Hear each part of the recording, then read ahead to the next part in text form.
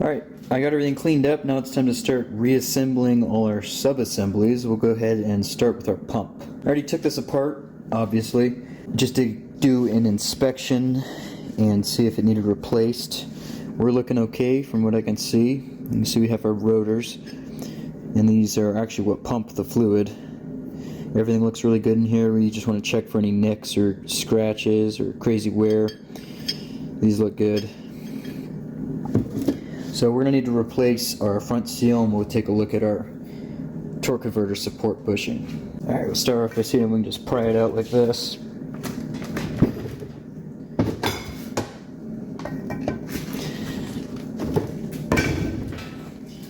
That one wasn't too stuck. Clean around in here. So this bushing is really important because it supports the torque converter,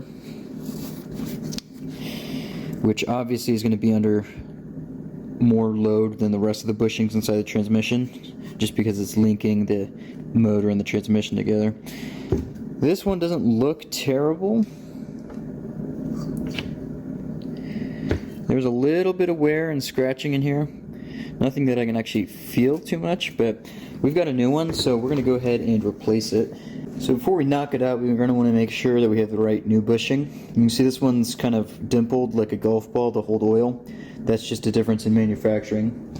This is going to be an improved design for sure. You can see that looks just the same. So we'll go ahead and knock our old one out. These come out pretty easy because they're just like Babbitt, I believe. So they're pretty soft and they deform and pop out pretty easy.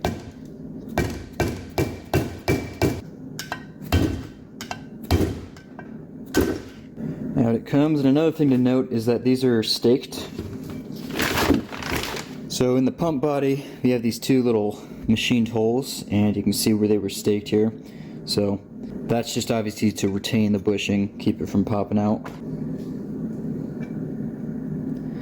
So to install these, I just use a normal bearing seal driver, because we just need to drive it flush with the pump housing. Try to get it squared up as best as we can, then we just drive it on home.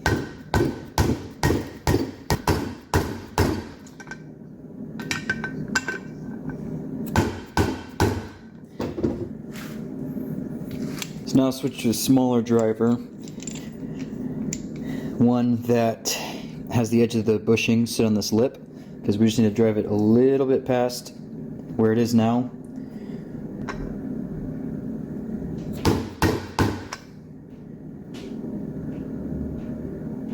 Alright, that should do it for us. Now we'll just get a punch and peen the bushing over in these places.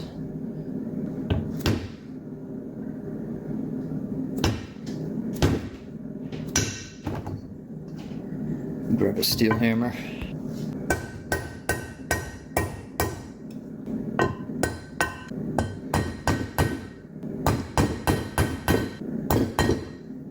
Alright, that should do it. And we'll check for any burrs. Sometimes when you peen, it stands up a little bit, in which case you just run crocus cloth or emery cloth or whatever just to pick up that sharp edge. But we feel great here. Once the pump's back together, we'll test fit it on the torque converter and make sure everything's free.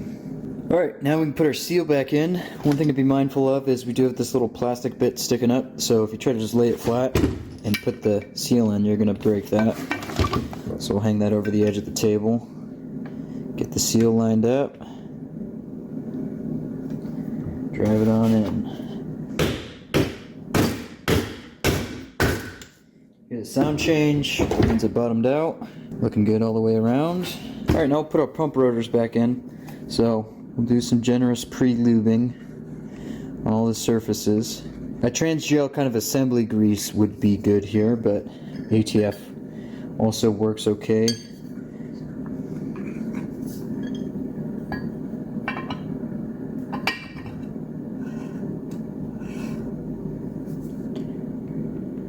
Pre-lube the inner rotor. Looks good. Next we got to put our stator support back in. So we'll lube the rotors where they ride against the backing plate. kind of center the inner rotor to the bushing. Then we'll drop this back in.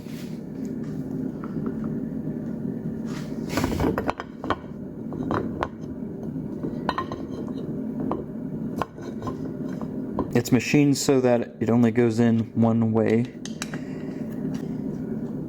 Forgot to mention that there's bushings in here that you want to check. Ours look fine. They're usually not a wear item. And they're not so easy to install like the torque converter bushing. You need a special press if I remember right. So we'll torque these to 160 inch-pounds. Finally on this we've got these sealing rings that need to come off. So they've got kind of hooks that open up. So if we squeeze them together, you see it pop open like that.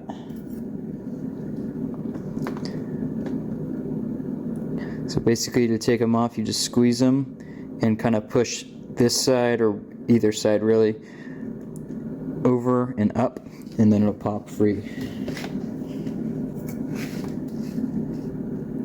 Then we've also got our thrust washer here. This is used to set the input shaft end play. We're just going to leave it as it is for now, and we'll check it once everything's back together to see if we got to change anything. So here's our new pump sealing rings from the rebuilt kit. Drop them down.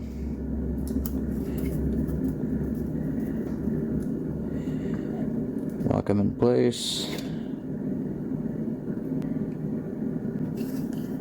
Alright, and then finally we have the outer pump seal, this rubber square seal here.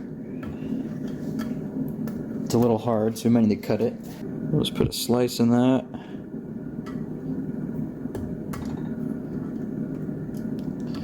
Just help us pull it out. So this is what actually seals the pump to the case, and you can see this one was not long for the world.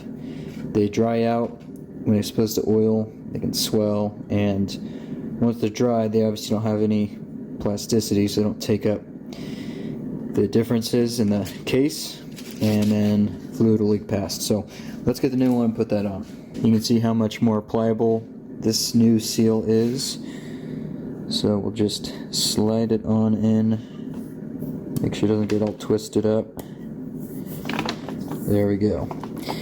Now our pump is fully completed. It's ready for reassembly, so we'll set this aside, keep it clean while we work on the other assemblies. Alright, now we can start on our front clutch assembly.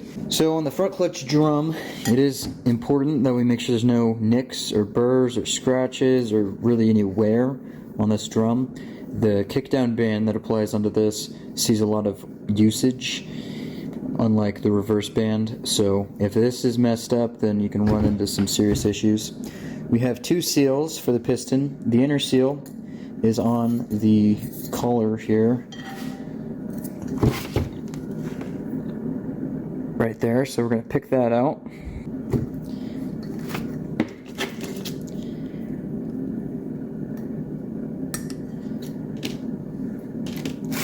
Then our other seal we already took out. It's along the lip of the piston. Alright, so we'll start with the inner seal. Now these are lip seals, you can see here, so we want the pressure to be pushing against the inside of the lip, against the groove. So the pressure is going to be inside of here, so the lip needs to be going down. So we'll get this a little bit of lube and work it on into its groove. Now for the piston, we'll do the same thing. Again, lip seal, so we'll have the groove inward. We'll lube up all the surfaces here. Now it can be kind of tricky to install these because we have to make sure that the lip on the outer seal doesn't fold up. If it does, it's obviously not going to seal right. So we're going to have to carefully work it down.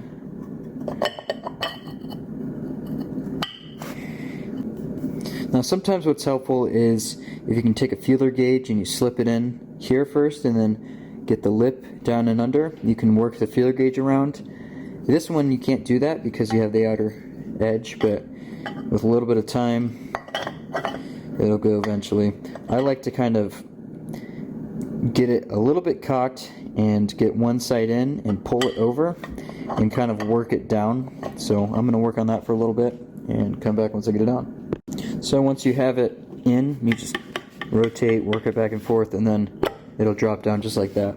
You shouldn't have to force it. It'll take a little bit of force, but once it's in, you can also move it up and down a little bit. It should move nice and smooth. So we're good there. Now we're going to go and put our springs back in. So we had groups of 3 springs separated by 2 posts. Different years had different arrangements of springs and different numbers of springs. We have 9 springs, and that is how it goes. So now we're ready to put our steels and friction discs in, but before we do that, we need to soak our new frictions. Here are our new friction discs. You can see we have different discs for the front and rear clutches. These kind of waffle cut ones are for our front clutch. You can see just like the older ones. So we'll take these and soak them in ATF for 15-20 minutes. These are a wet clutch, so if you put them in dry and then run the transmission, the steels and the frictions are going to be rotating against each other with no lubrication while the pump starts pulling up and building pressure. In that short amount of time before any fluid gets here, you can really wear these out and you could burn them up even. So you want to soak them and make sure they're really nice and saturated with ATF, and then you'll be golden. So we got the friction soaking. We need to press this plate back on top of the springs. And we're going to want to put our snap ring in place first. Otherwise we won't be able to get it around the little press fixture. We just need to press it just past the snap ring groove. And then work it around.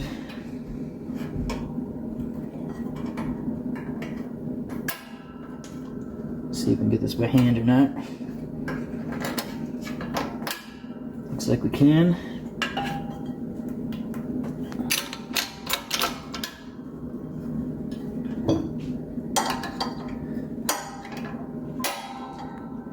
Make sure it's seated fully into the groove all the way around. We're looking good, so we'll let the pressure off. There we are. Double check that the snap ring is fully in the groove all the way around. We are looking good, so let's take this back over to the bench and get the frictions in. So before we start putting everything in, let's double check that the old steels and the new steels are the same thickness. So here's one of the old ones.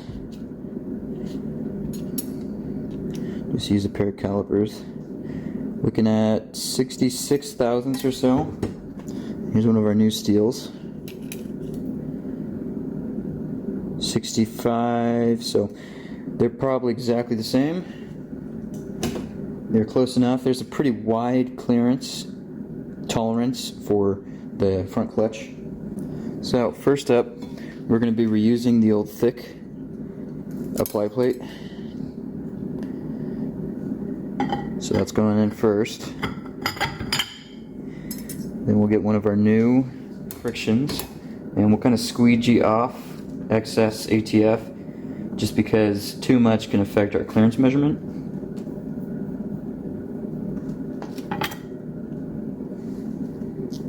Then we have a steel, and in my kit the front steels and the rear steels were packaged together. Some of them are marked with this F, which I'm assuming means front.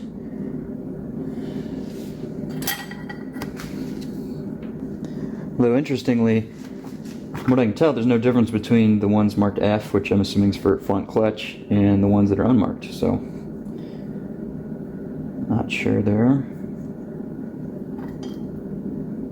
So we're going to kind of try to line up our teeth on the friction discs.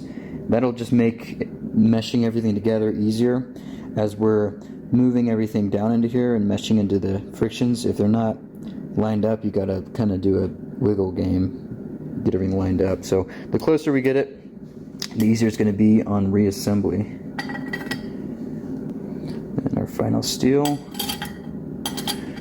And we should have an identical number of steels and frictions as what we took off. So we took off 4 frictions and 4 steels. We put in 4 frictions and 4 steels, plus the ply plate. Now we'll put our wavy snap ring back on.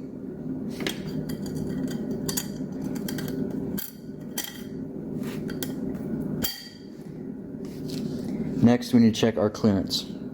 So for the 4-disc front clutch on the 727, the clearance spec is 82 to 151 thousandths, and we're going to measure at the widest part. So we're going to measure at the top of a wave. Alright, so we have 82 thousandths worth of feeler gauges here.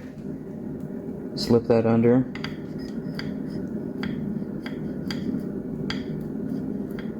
We are just under 82 thousandths, so we should be good. I feel it just barely having a little bit of force, which means we're just right about 82 thousandths, maybe a little less. Looks like my feeler gauge just scratched up that steel. So we're good on the front clutch clearance. So now we'll set the front clutch aside, it's ready to go, and we'll move on to the rear clutch. Alright, so now on our front clutch, first up we'll take this part. On the input shaft here we have a couple steering rings that need replaced, so we'll take those apart.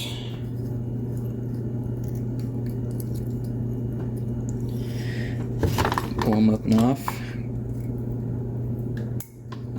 Or snap them. So our new steering rings look to be a different type. They're a polymer and they don't hook. They slide over each other like that, so it should work just fine. And we can reassemble with our other half.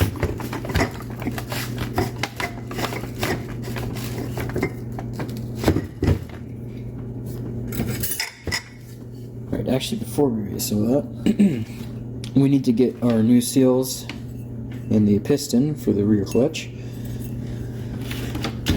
So the piston installs this way. So we need to make sure the lip seals are facing in like that. We'll do the same on the outer seal.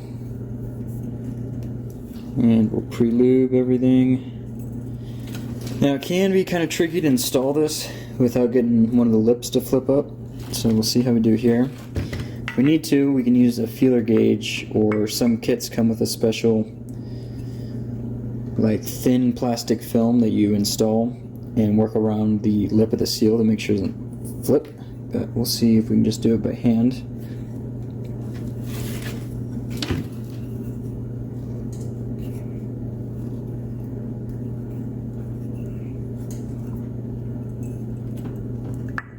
Having a little bit of trouble, so we'll get our thinnest feeler gauge.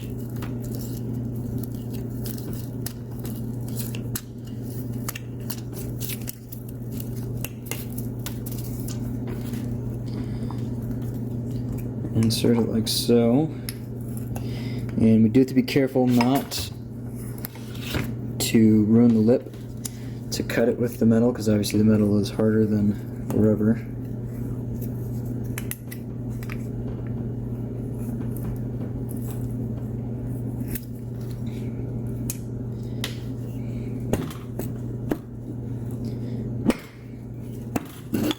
There we go.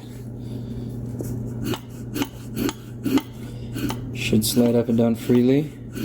Alright, so now we can put the clutch retainer back over. Or actually re-put this. So now we can slide the clutch retainer back onto the hub.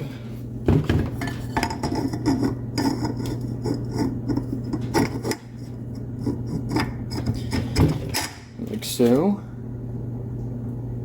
Then we can put our Belleville spring back on.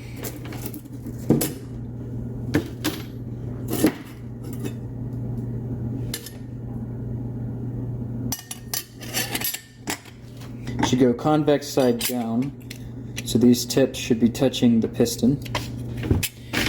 Next we'll put this nylon spacer ring back on.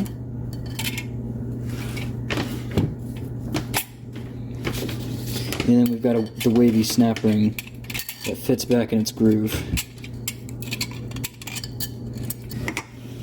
So we just want to make sure it's fully seated all the way around. Just push and make sure it's all the way towards the wall. We're looking good. Alright, now we are ready to put our friction discs back in. So we'll start off with the apply plate. It has this thin edge that goes down towards the bevel spring, and you can see kind of the witness mark of how that sits. Next we'll take one of our soaked frictions, take the excess ATF off of it.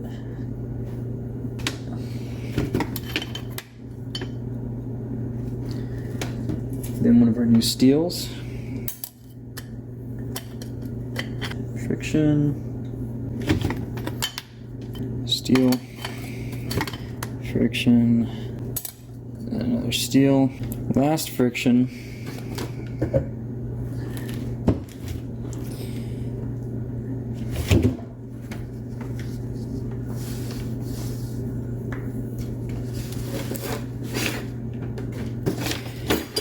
Then we have our last plate.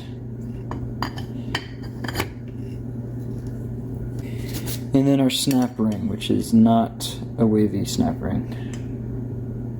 Make sure that's fully seated all the way around.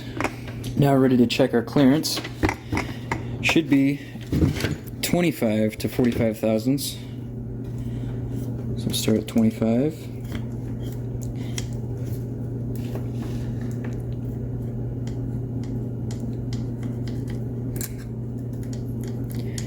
Bigger than 25. Certainly small on 45. Just to see where we're at, let's see if a 35 will fit.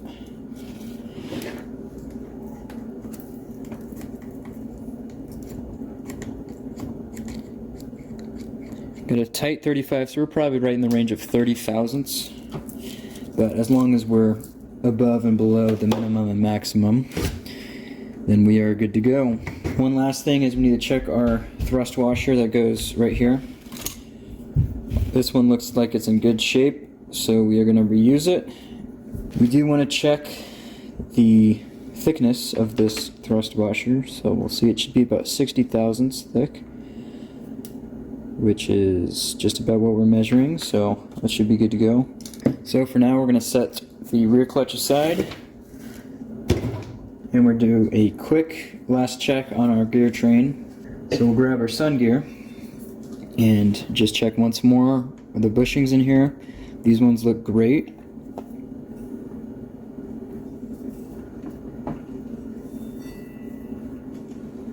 No issues.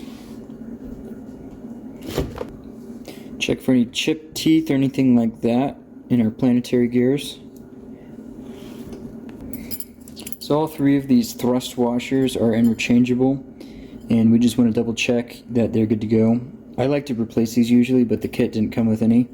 They all look okay visually, so we'll check that they're all around 60 thousandths.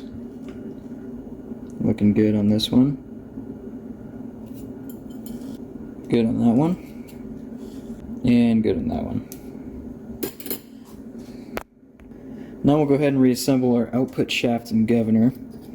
So we'll start with this bearing. Right now it's dry, so we're going to put some ATF in it.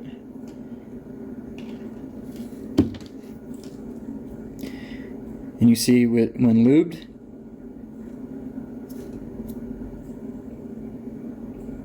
the bearing is silent. I don't feel any roughness, no grinding, nothing like that. If you do feel any, then it needs replaced. So this one's good. Now for the governor,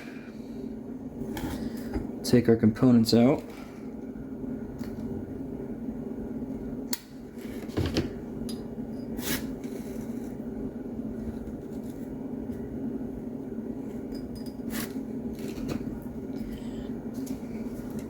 So we'll just make sure there's no scratches, obvious wear, or anything like that. We're looking good there.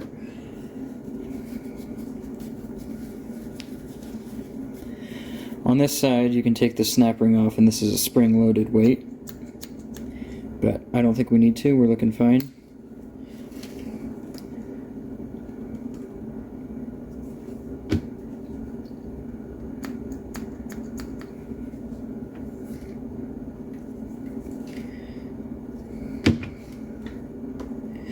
Check for any unacceptable wear on here. We're looking okay.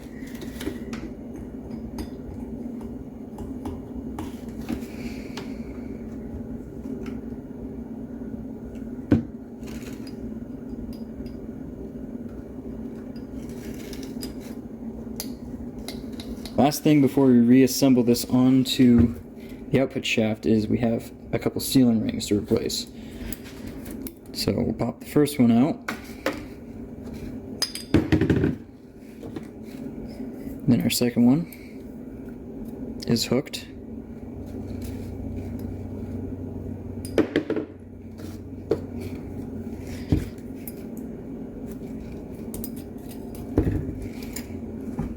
Looks like both of our new sealing rings are hookless.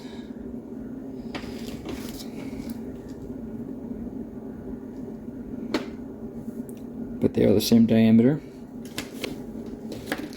So we'll work those down into their grooves.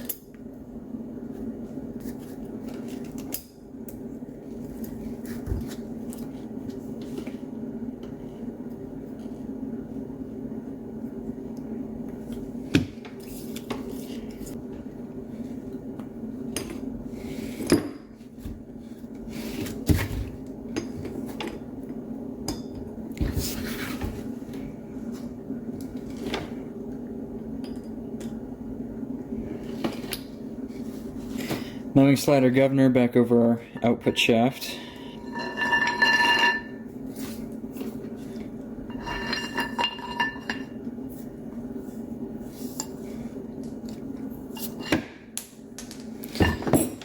Then we just need to align this hole in the output shaft with the hole on the governor. There we go, we can see light through it. Then we can put this through shaft in with the E-clips.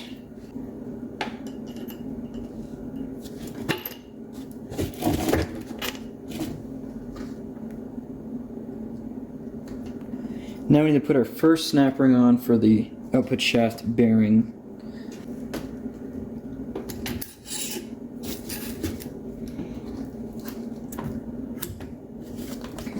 Then we'll want the groove on the bearing towards the governor.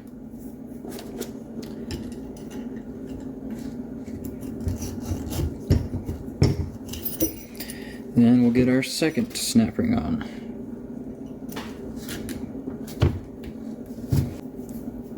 And there is our output shaft ready to go for now. Next up, we will get our extension housing prepped.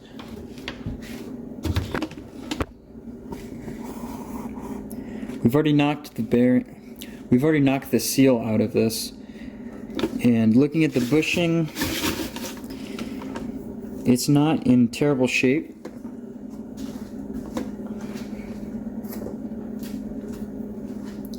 We can kind of compare the depth of the grooves in our new one. There does look to be a little bit of wear, so we may as well pound it out and replace it. So that's what we'll do. So we'll get a seal driver that's just about the diameter of the bushing and pound it on out.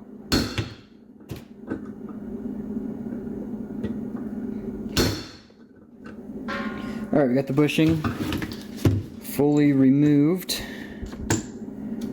A little bit of a better look at it. You can see some wear.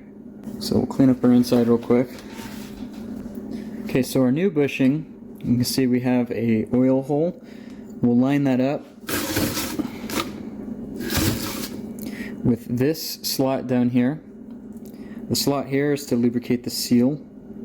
So we'll want to line that best we can. And then we're going to go one size up on the bushing driver, just to make sure we have a solid contact patch with the new bushing.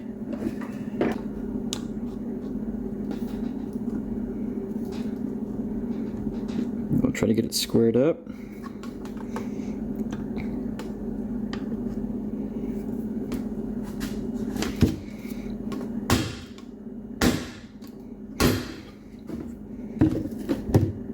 And drive it on home. Alright, so there's our new bushing in. You can see our oil hole aligns with the oil slot in the extension housing. Alright, so now we can get our seal in. This steel does not have the same long dust boot as the OEM seal, but it'll work fine for us. The longer dust boot is nice. It'll keep the tail shaft from rusting and any dirt out of it, but these work fine. And the dust boot ones are a little trickier to find these days. Plus, they're a little trickier to install. So let's get the right size seal driver, square it up, tap her in. Hear the noise change. And there we go. So for now, the extension housing is good to go. Now we'll get our case ready for reassembly. So on our case, we do need to remove our shifter seal. Just pry up on it. Out it comes. Got our new one here. We'll set it down square. It should just take some light taps to get it on in there. There we go, we're flush with the case. Next up is our output shaft support. It's all cleaned up and ready to go. So we'll drop this in. Should only go in one way. Sometimes they take a little bit of persuasion to get down. There we go. Put our bolts in there. So we'll torque these all to 150 inch-pounds in a crosswise pattern just to make sure everything sits down nicely.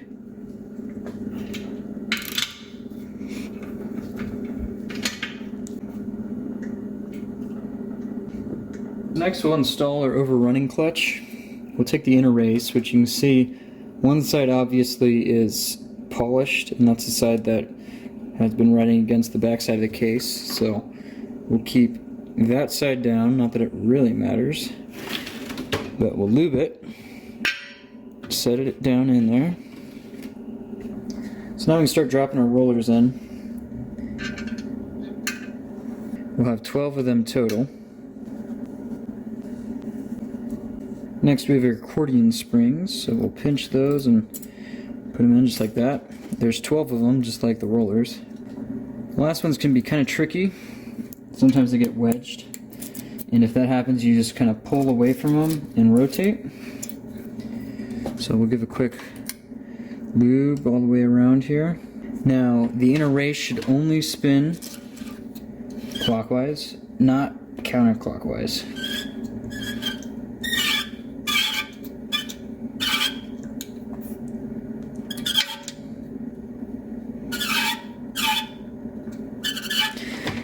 And it is normal for it to squeak like that. And the first time I did something based off the 727, I was a little concerned with that after I heard that, after fully reassembling the transmission, but that is normal. That's just the noise it makes. So you can see our overrunning clutch is operational. So next we can get the low reverse servo installed, and after that we can get the low reverse linkage back in. But before that, we're going to be installing this reprogramming kit from Transgo TF2, and it calls for a couple modifications to the low reverse servo. So first of all, we need to disassemble the servo with this snap ring here and install a spacer between the inner servo shaft and the actual piston. So we'll do that. You can see there's a couple different types. We have a 727 Type 2. You can tell because that's how it is. And yeah, should be pretty self-explanatory. It doesn't look like that, it looks like that. So we'll take this snap ring off and put our new spacer in. So we'll get some small diameter snap ring pliers. remove that snap ring. It probably will be under spring pressure, so watch out. Just like that. Luckily, the kit came with a new snap ring because this one has a manufacturing defect. I don't know if that is normal, I don't remember. But you can see there's a notch cut out of that. So it looks like it was manufactured that way, but I don't know why. So next we take the servo all the way apart. A little bit of grime we missed from cleaning. So we'll open up our bag with the goodies. This is going to be the new spring that goes against the case. Here's the spacer and the new snap ring. So we'll put our spacer on. Then the cushion spring. And finally our piston. And snapping it all back together. This might be a little bit of a fight. May need to get a C-clamp or something. So to get this compressed, I'm just using a small C-clamp. Not in any way sketchy, but tighten it just enough to get the groove exposed. And get the snap ring over. Make sure it's fully seated. And release our pressure.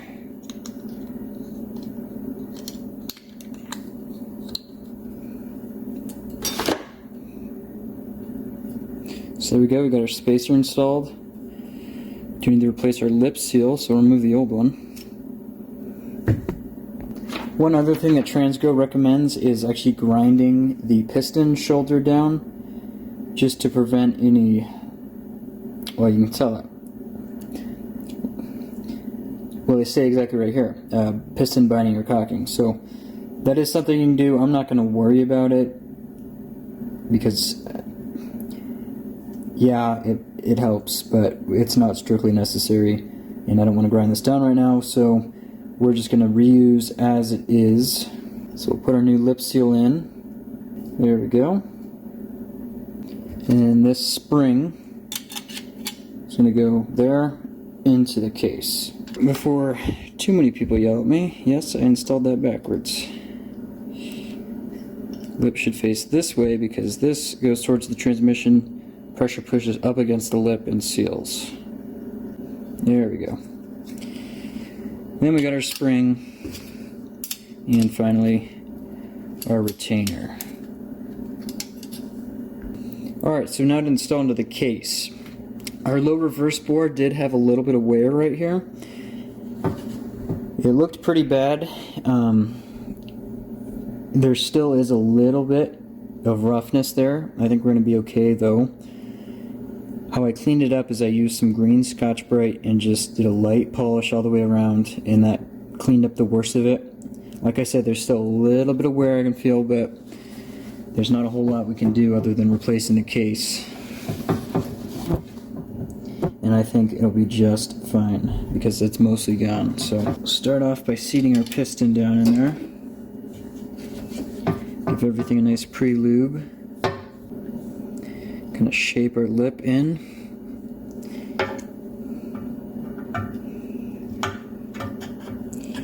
Work it down in there.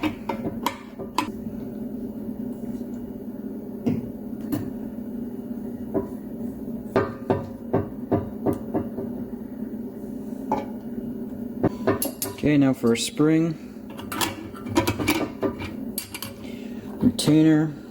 And then we're going to need our snap ring. This can be kind of a juggle to get in, but we'll see how we do.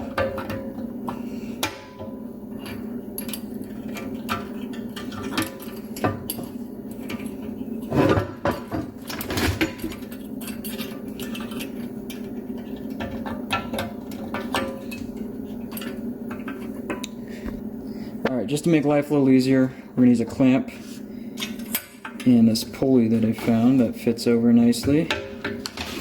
And just compress this down. Pulley may be a little big. Alright, use a little piece of steel that was the right width. So then we'll just work our snap ring in to the groove. There we go.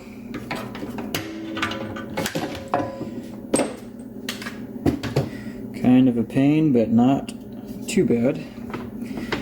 So there we are.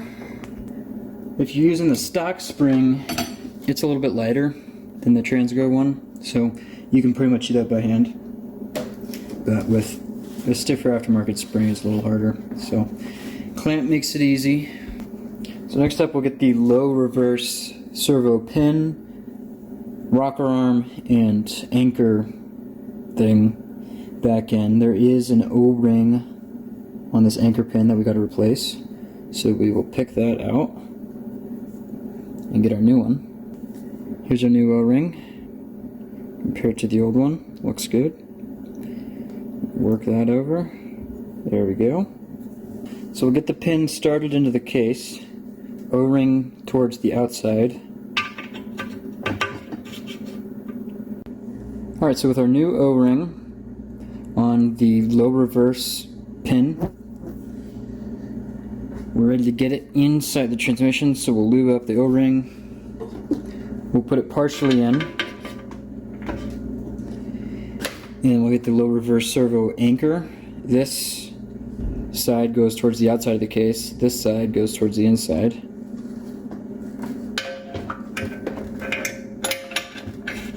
Get the first edge on there. And then our rocker arm goes like this. You can see the witness mark on this inner piece where the adjuster contacts it. And then obviously we have this pin that engages the servo.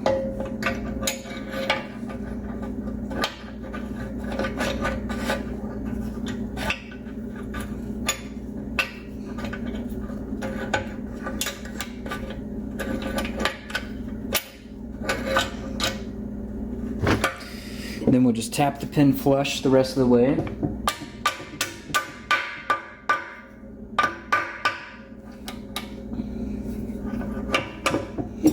There we go.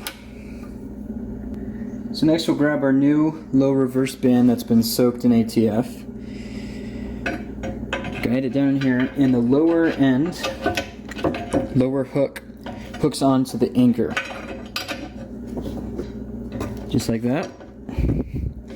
And then we have this strut here that engages between the apply arm and the other hook on the band. So it inserts like this. There we go. Now we can test it by using the arm, and you can see that the band applies whenever we lift up the lever. So next we'll install the low reverse drum. We'll carefully drop it down inside of the band.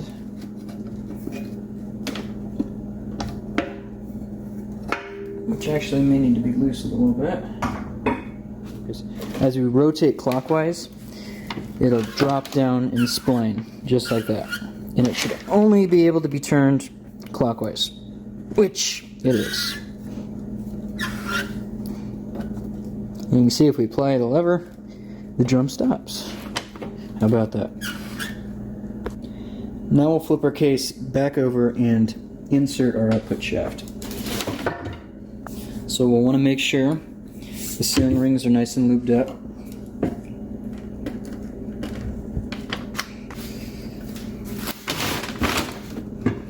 And then we'll gently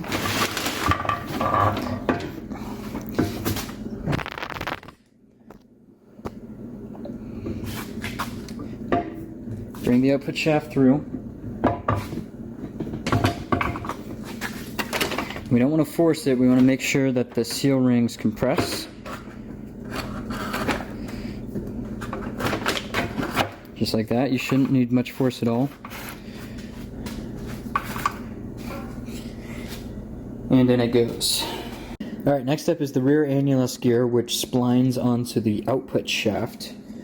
So we'll just guide that on over the output shaft inside of the reverse drum. And you can see once it splines, it stops. Then we have our hardened steel thrust washer, which will lube up. And it splines over the output shaft as well.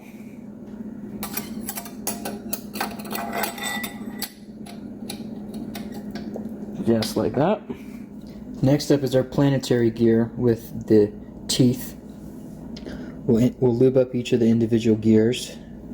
Then we're going to guide this in and rotate it into the annulus gear until it splines.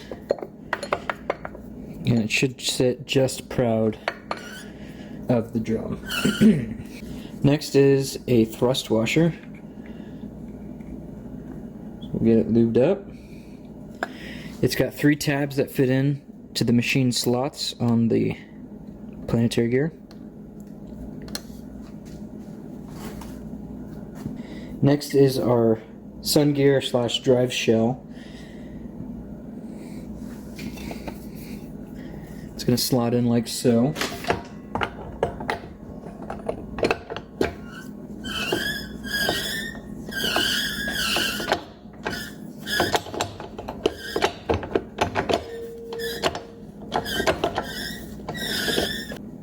Next we have another thrust bearing.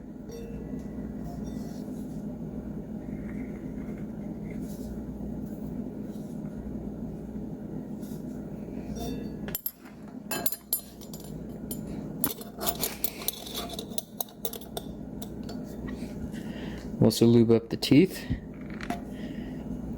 So the pump bolts have a sealing wash on them that's not reusable. Sometimes they get really stuck to the head, in which case you gotta kind of pop them off with a screwdriver. This one's not too bad, but you do have to unthread them all the way. They're a little bit of a pain. But a rebuild kit should come with a new set of these. So we'll put them on all of our bolts and get ready to torque the pump down. Alright, so I got all the washers replaced and the bolts are just finger tightened. So we're going to just work our way around and snug crosswise.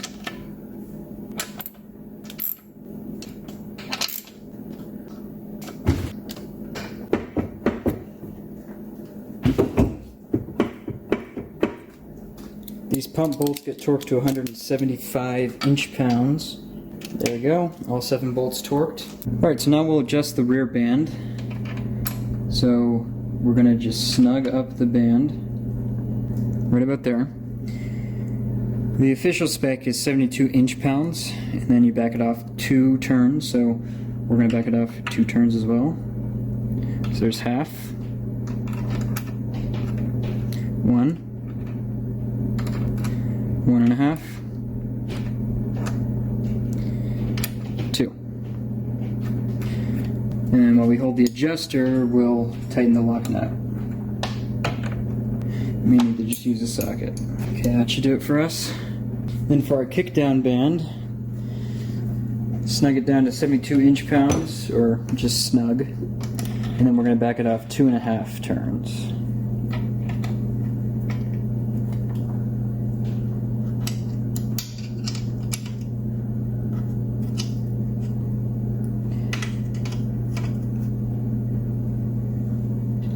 There's a half. 1, 1.5, 2, 2.5.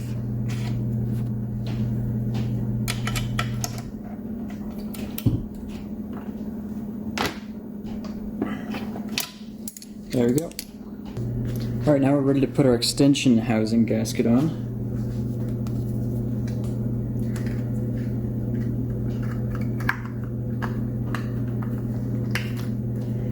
Line that all up. And then the extension housing.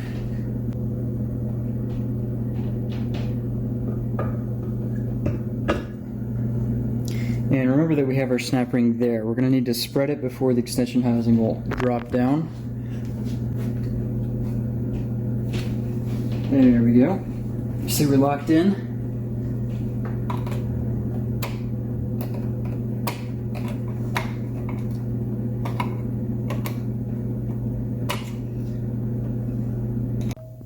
Alright, so it's possible when you get the tail shaft on and get the snap ring over the first part of the bearing, it won't fully seat. What we need to do is pry up on the bearing a little bit and the snap ring will pop right into place. So now we can align our gasket and get our bolts in. So we should not be able to pull our extension housing off, which we can't. gasket twisted a little bit while you're installing. There we go. Alright, I like to use a dab of Loctite on these, and they get torqued to 24 foot-pounds. Alright, extension housing is torqued. We just need to put our snap ring cover on. Alright, so for these screws I also put a dab of thread locker. Got our new gasket.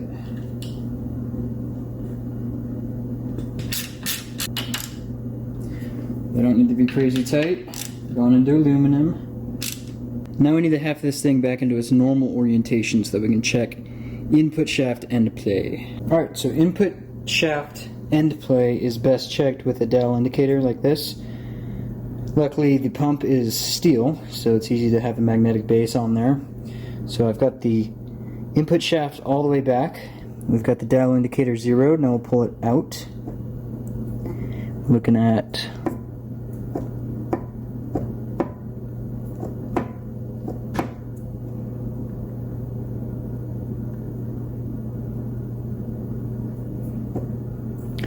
right around 43 thousandths. Yep, looks like 43 to 45-ish thousandths to me, which is perfect. The spec we're shooting for is 36 to 84 thousandths, which we are right there on the low end, which is where I like it to be. So that's perfect. Now, if we did run into a situation where we had an out-of-spec end play, all we would have to do is, a good idea is to tighten the front band down all the way so that nothing falls out. Remove the front pump and change that thrust washer on the very inside of the pump hub. There's a whole range of thrust washers that you can get to either tighten up or loosen the end play. But we are looking good where we're at, so no worries there. Alright, so now we have all of the gear train and the frictions and everything all squared away on the inside of the transmission. The only thing we have left now is pretty much just the valve body, so let's start tearing into that.